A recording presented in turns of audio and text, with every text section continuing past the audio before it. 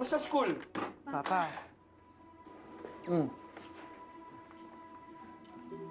Oh, kamusta nga pa rin yung test ko kanina? Patingin nga.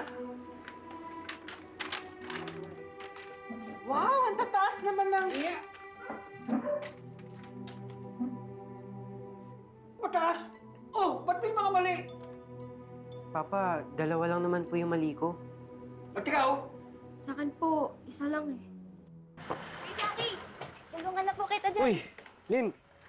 Okay lang, okay lang. Sigurado kayo? Okay lang. Tulungan na po kita. Di na. Kaya ko na to. Diba, ilang beses ko yung sinasabi sa inyo, hindi pwedeng may mali. Kailangan laging perfect. Palibasa, puro laro ang inaatupag nyo eh. Ibig sa mag-aaral. Next time, hindi na pwede sa akin yan ha. Kailangan laging perfect. Nagkaya nyo? Papa, tuy po chi.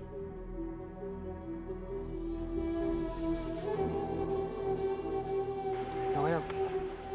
Patapos na naman ako eh. Salamat sa offer. Ito muna ako doon. Saan ka na?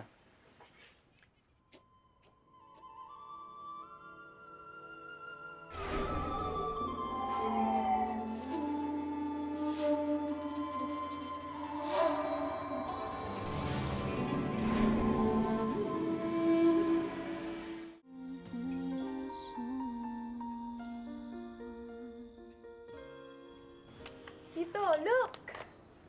Wow! Ang galing! Ganda! Ayos to ah. Sana nga po, 100 score ko dito eh. Oo naman, 100 yan. Eh, puso pa. 101 na yan. Ako nga rin po eh. Sana maka 100 ako dito sa Chinese lion puppet ko. Para di na magalit si Papa. Siyempre, hindi na magagalit yung papa nyo, for sure. Kasi magagaling yung mga pamangkin ko. Lalo na yung sa scores nyo kanina sa tests. Taas kaya nun? 99, 98, 99 ka? Yes. Oh, 98. mababa ba yun? Dapat masaya kayo dun. Good job yun. Oh. Yes. Boom! Boom! Dito ka! Good job, good job. Patuloy mo na yun. Hindi pa nga po kayo eh, natutuwa. Si Papa hindi. Oo nga eh. Nagalit na naman sa atin si Papa. Taka. Alam nyo, ito lang tatandaan nyo ah. Ang poging tito Jackie nyo, kahit anong score nyo, proud ako sa inyo. Perfect, oo, proud na proud ako. Pero kahit 99 yan, 97, kahit 80, basta pasado, proud ako sa inyo. Basta huwag nyo lang isi-zero. Ah. Promise po, ah. hindi. Opo, hindi. Promise ah. Promise Huwag po lang yan. zero. Opo. Yes. Ay, yan oh. Yun. Rar, rar, rar. Ganda. Ganda. Yan talaga, hindi zero yan. Perfect yan. Sana. Kabisado mo ba yung speech mo dyan, ha? Ay, oo naman po. Performing the lion dance in festivals and celebrations brings good luck and drives away evil spirits. Oh, galing.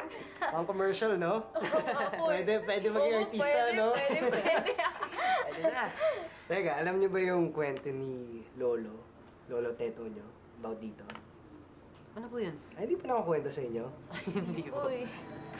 Nung unang panahon, tuwing bagong taon sumusugo to sa villages para kumain ng mga hayop, ng mga tao at mga batang katulad nyo.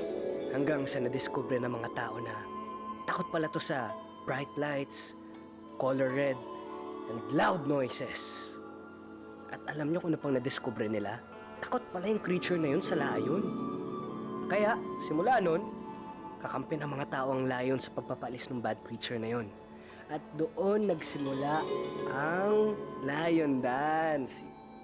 Dancing with the lion dragon also symbolizes our friendship with the dragon, di ba? Para hindi raw niya isipin na pinapalaya siya, edi makipagsayaw na lang sa kanya. Kaya simula nun, naging friends natin yung mga lions para paalisin yung dragon, yung creature na yun. Di ba? Doon nagsimula ang Lion dance? Lion dance. Doon nagsimula yun. Diba? Yung tradition na dance with the lion dragon, it symbolizes our friendship with the dragon. Kasi siyempre, sino ba may gusto nang pinapalayas? So, imbis na palayasin natin yung dragon, di ba, makisayaw na lang tayo sa kanya. Makipagkaibigan. Ganun. Di ba?